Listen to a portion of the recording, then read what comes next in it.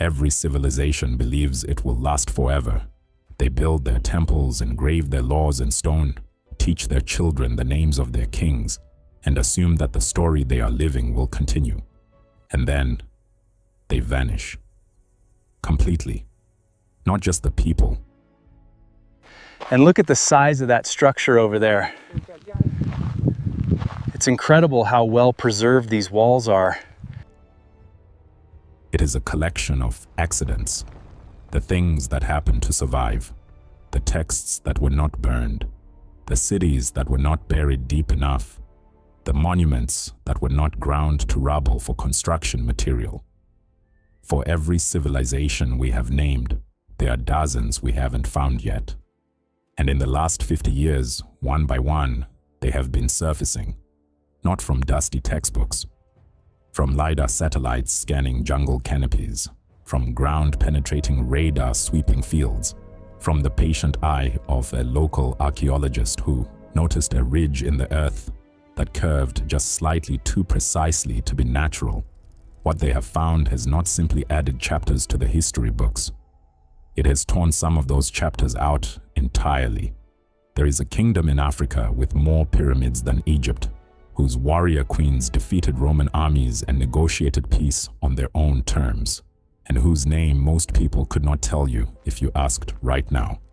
There is a city in Peru, 5,000 years old, that built massive stone pyramids and fed tens of thousands of people, and in which not a single weapon has ever been found. Not one. There is an entire network of civilizations in the Amazon, vast enough to have housed 10 million people, that existed beneath a jungle we called empty wilderness. And then there is number one on this list.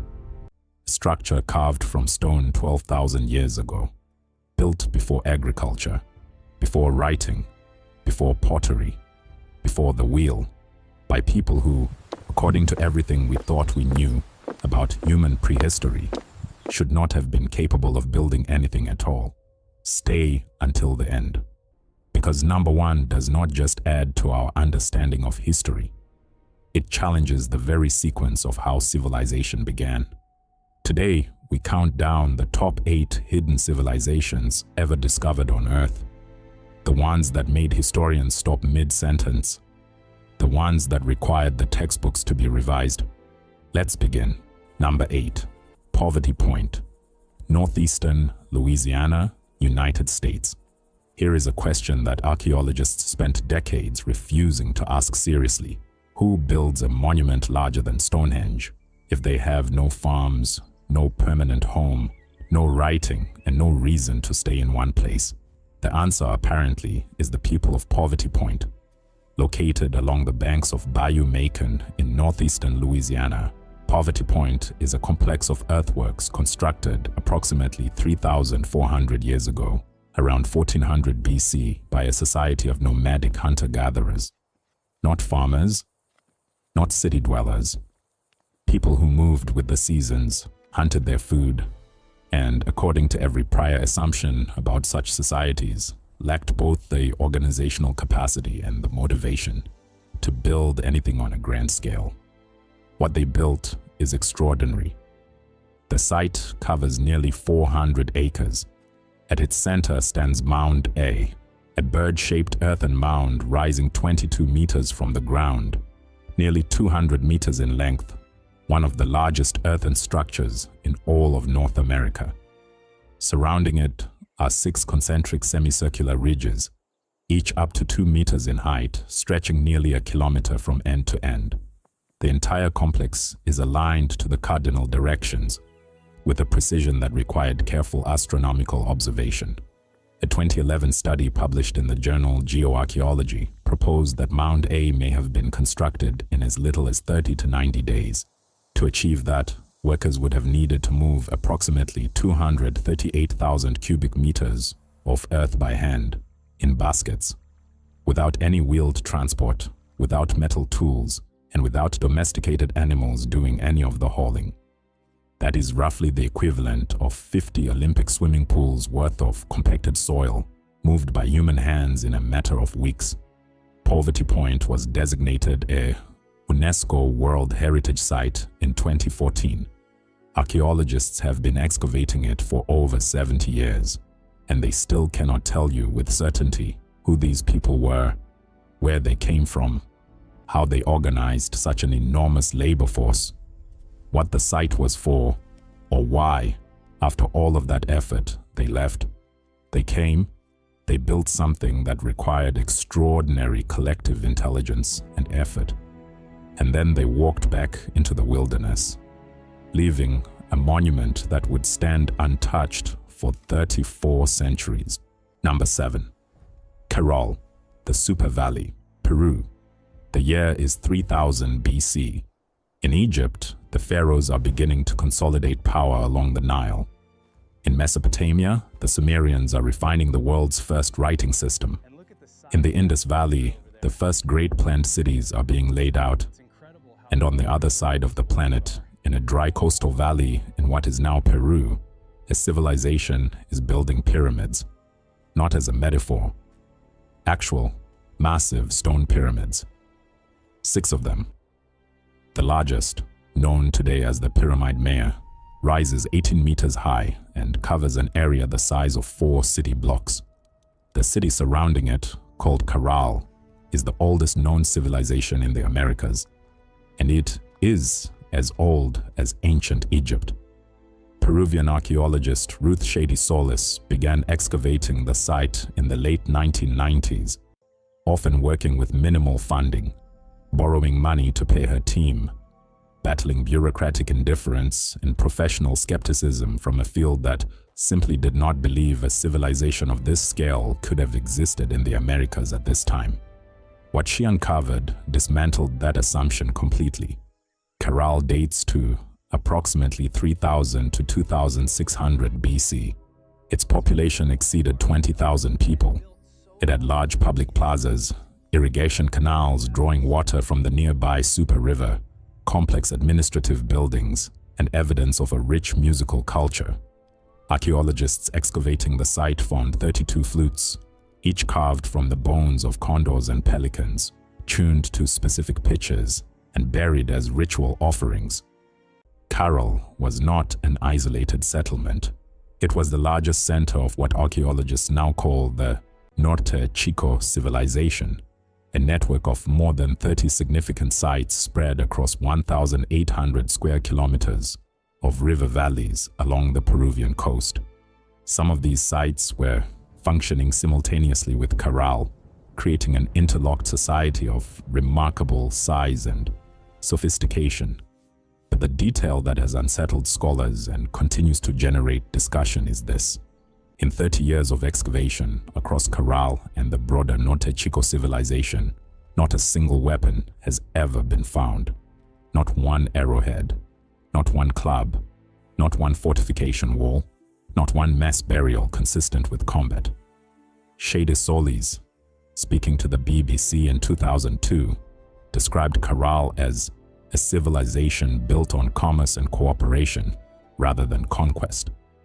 Other researchers have been more cautious, noting that absence of evidence is not evidence of absence.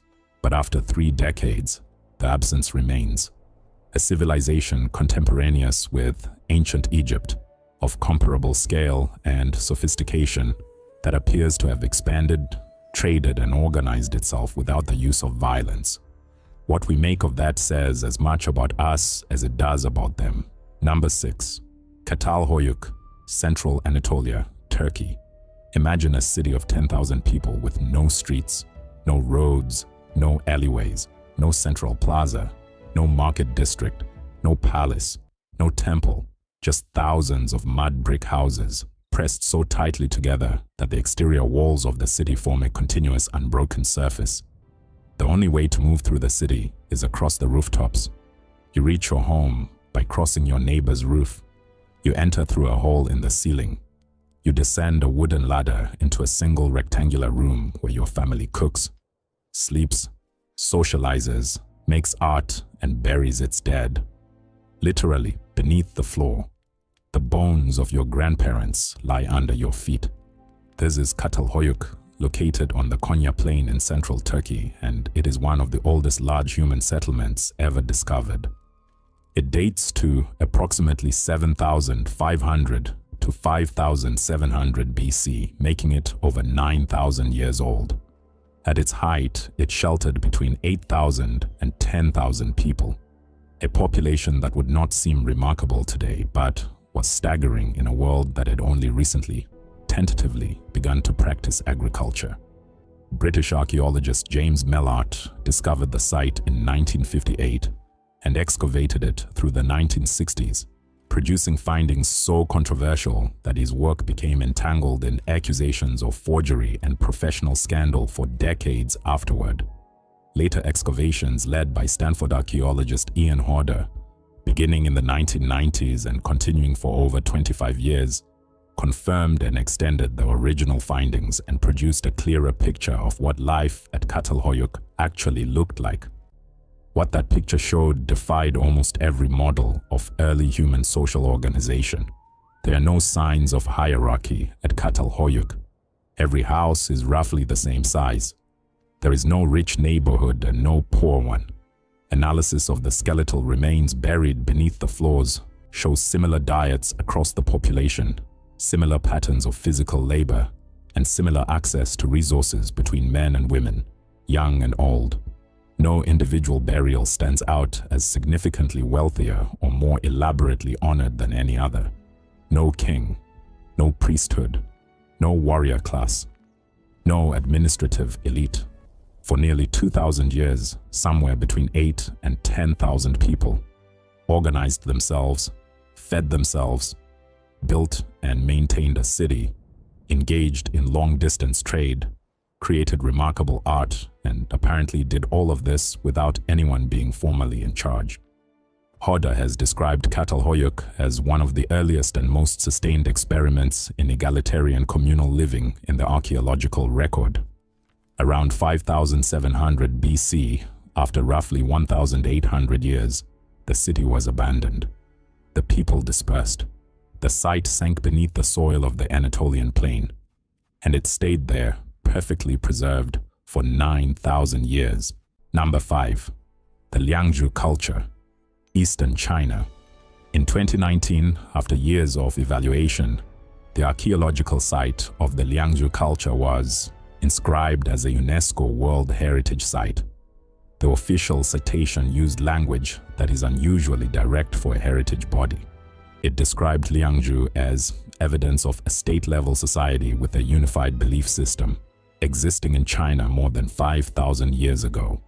That would already be remarkable.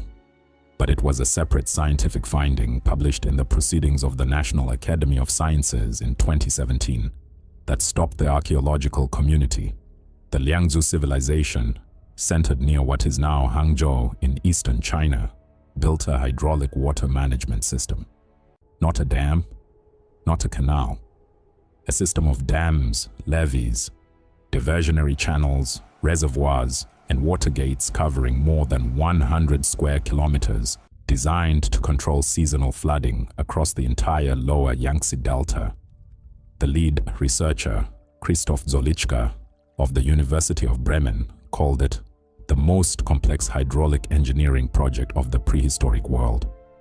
The Roman Empire, generally acknowledged as the ancient world's greatest engineers, would not construct water infrastructure of comparable ambition for another 3,000 years.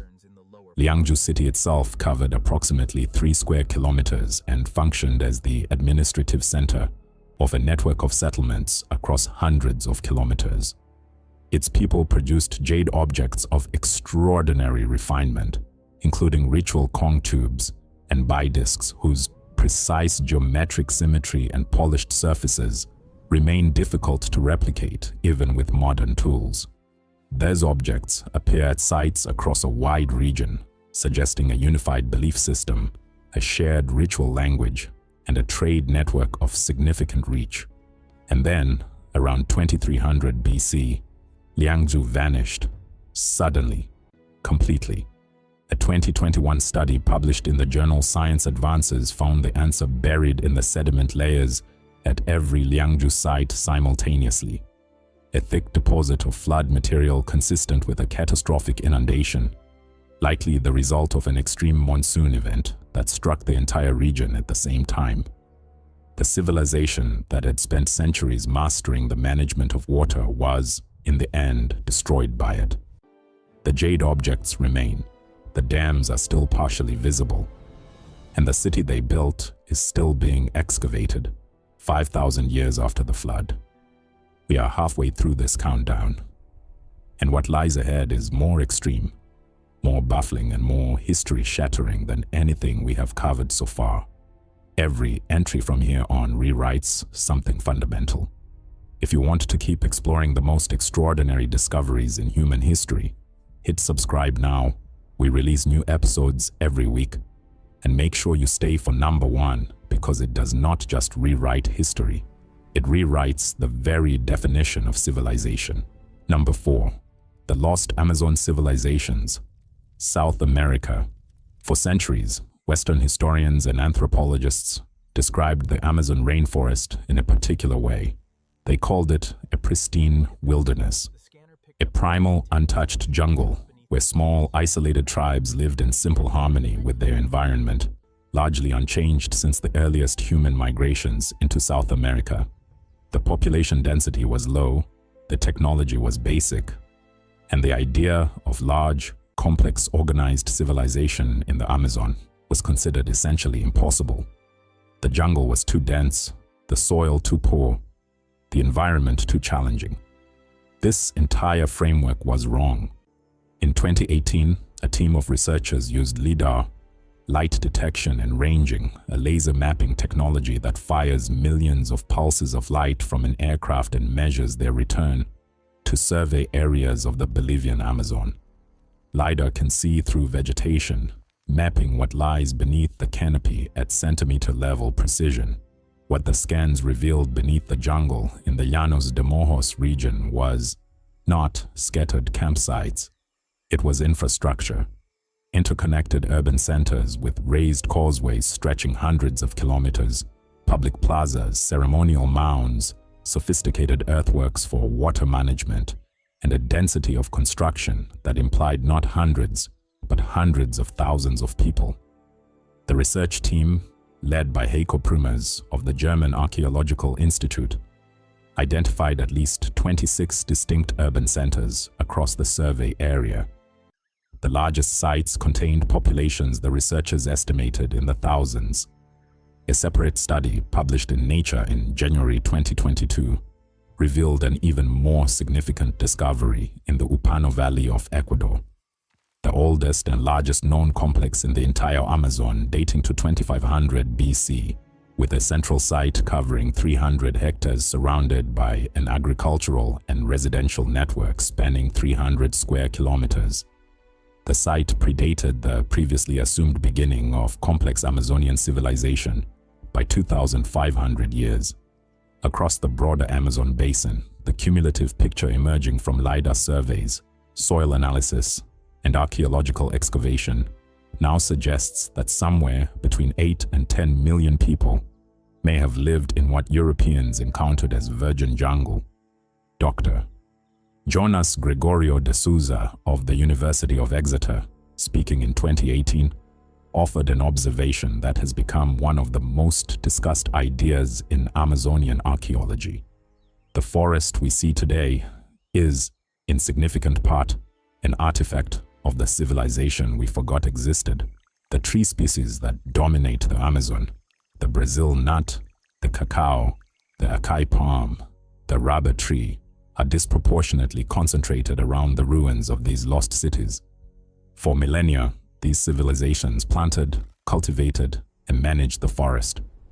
The jungle that swallowed them is, in many places, the overgrown garden they left behind. Number 3.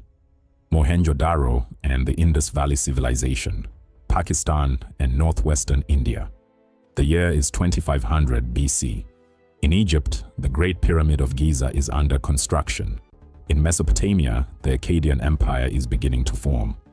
And in what is now Pakistan and northwestern India, the largest civilization on the entire planet is at its height, and it has indoor plumbing.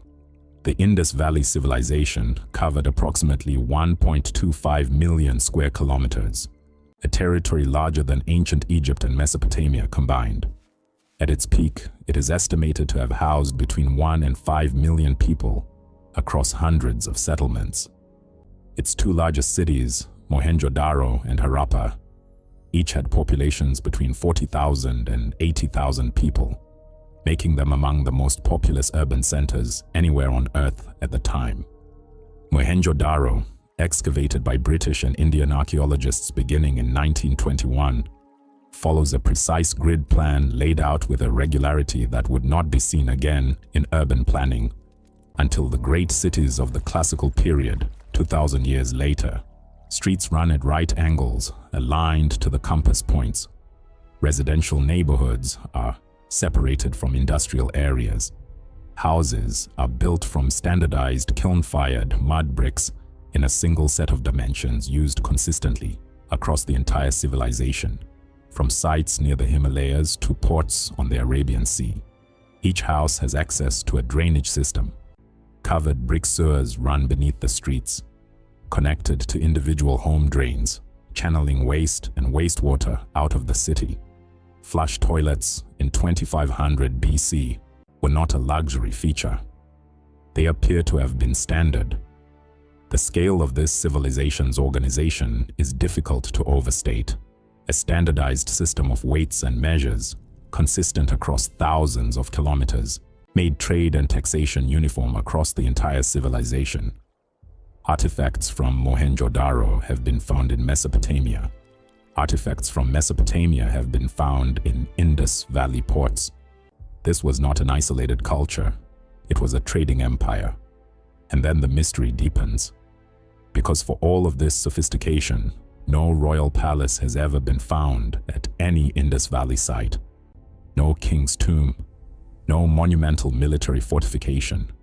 No battlefield. No mass grave. No propaganda relief depicting conquest or tribute. The Indus Valley civilization appears archaeologically to have been organized without the trappings of monarchy, military empire, or conquest that characterize virtually every other complex civilization of its era. And then there is the writing.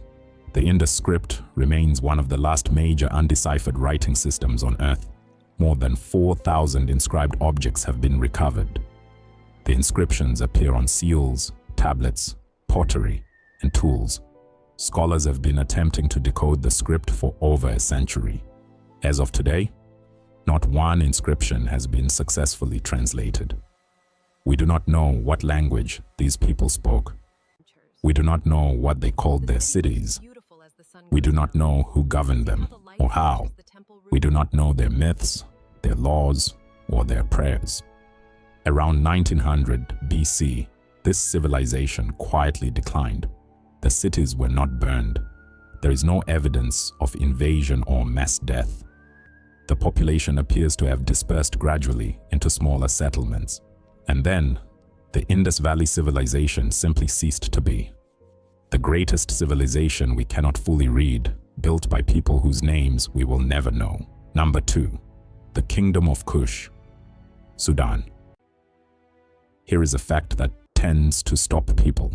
The country with the most pyramids on Earth is not Egypt. It is Sudan.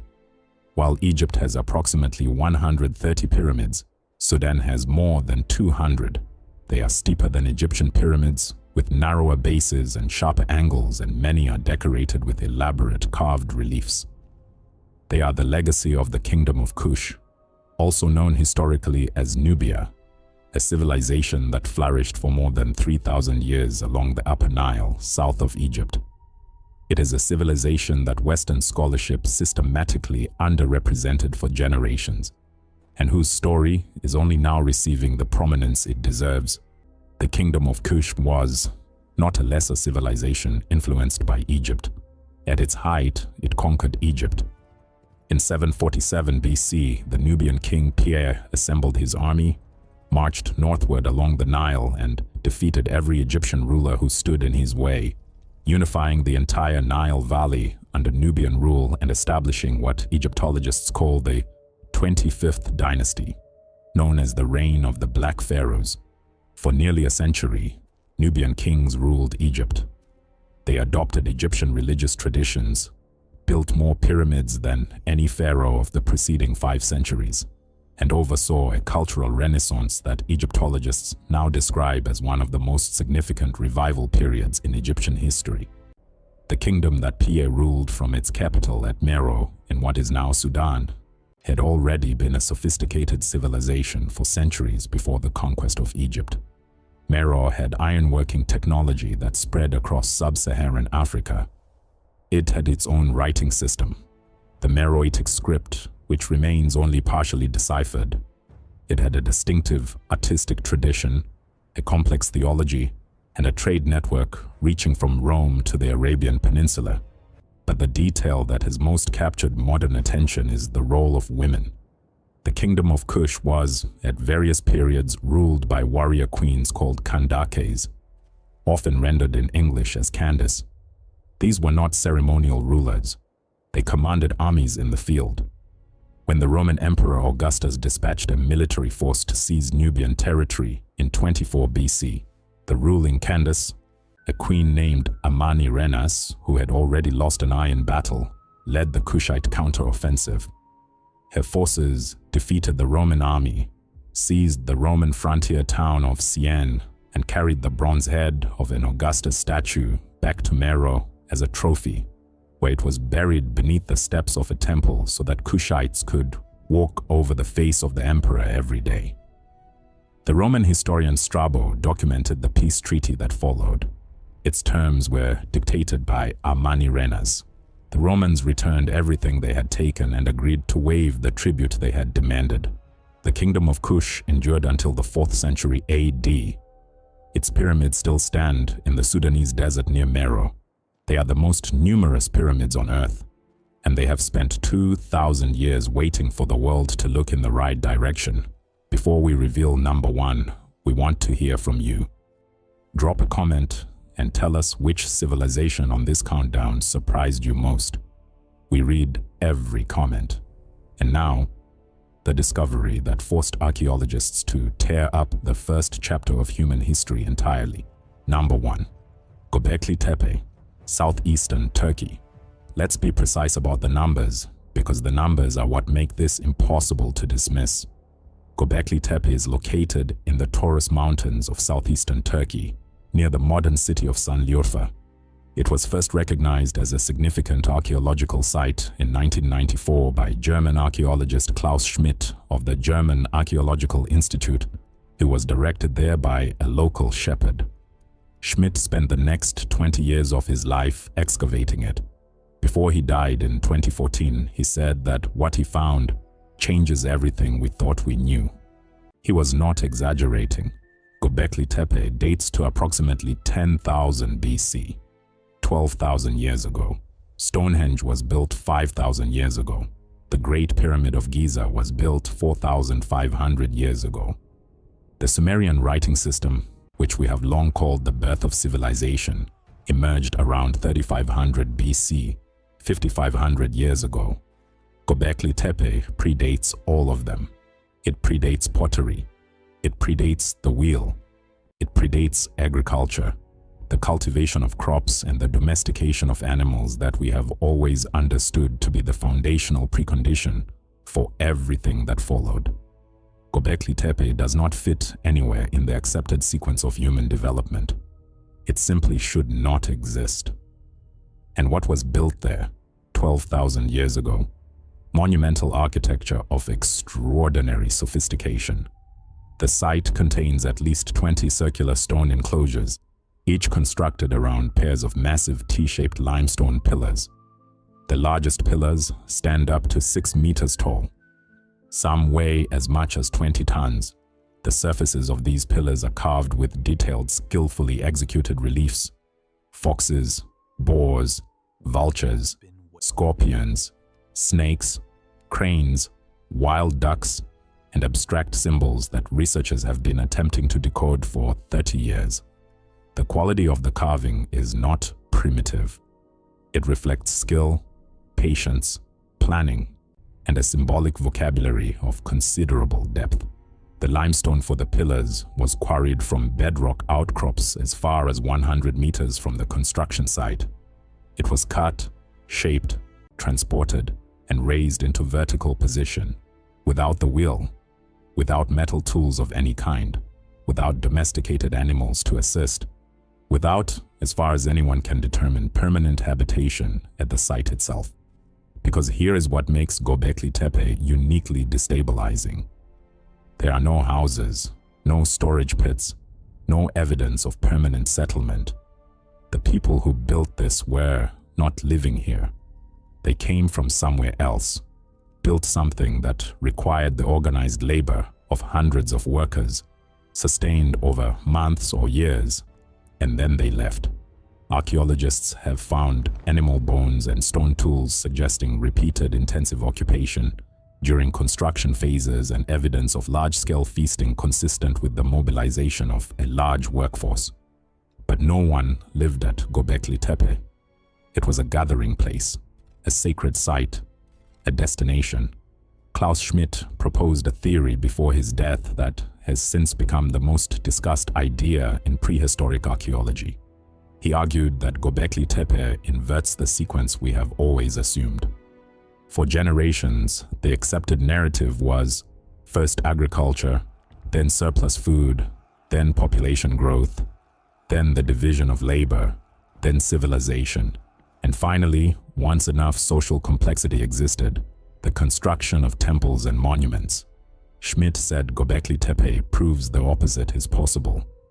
The organizational demand of constructing and maintaining this sacred site, feeding the workers, coordinating the labor over months and seasons, managing the social logistics of bringing people together from across a wide region, may itself have driven the development of the agriculture. Not first civilization, then temples, but first the temple, then everything else. A 2018 study by researchers at Cambridge examined the genetic history of the first domesticated strains of wheat and found that they originated within 100 kilometers of Gobekli Tepe. The timing aligns, the location aligns. And then, around 8000 BC, 2000 years after construction began, someone deliberately buried Gobekli Tepe. Every enclosure was systematically filled with soil, not by erosion or neglect, by intentional, organized human effort. The site was sealed, concealed, whether by the builders themselves, by their descendants, or by someone else. We do not know. We do not know the reason. We do not know if they intended it to be found again someday. We do not know what the carvings mean or what beliefs they encoded. We do not know what language these people spoke, what they called this place, or what they believed happened after death. What we know is this. As of today, only approximately 5% of Gobekli Tepe has been excavated. 95% of the site remains buried underground, undisturbed, sealed, waiting. Whatever else is beneath that hillside in Turkey has been waiting for 12,000 years. 8 civilizations, 8 moments when the map of human history had to be redrawn. A monument in Louisiana built by nomads who had no reason to stop and every reason to keep moving, who nonetheless moved 50 swimming pools of earth by hand and then walked away. A city of pyramids in Peru 5,000 years old, as sophisticated as ancient Egypt, in which 30 years of archaeology have not turned up a single weapon.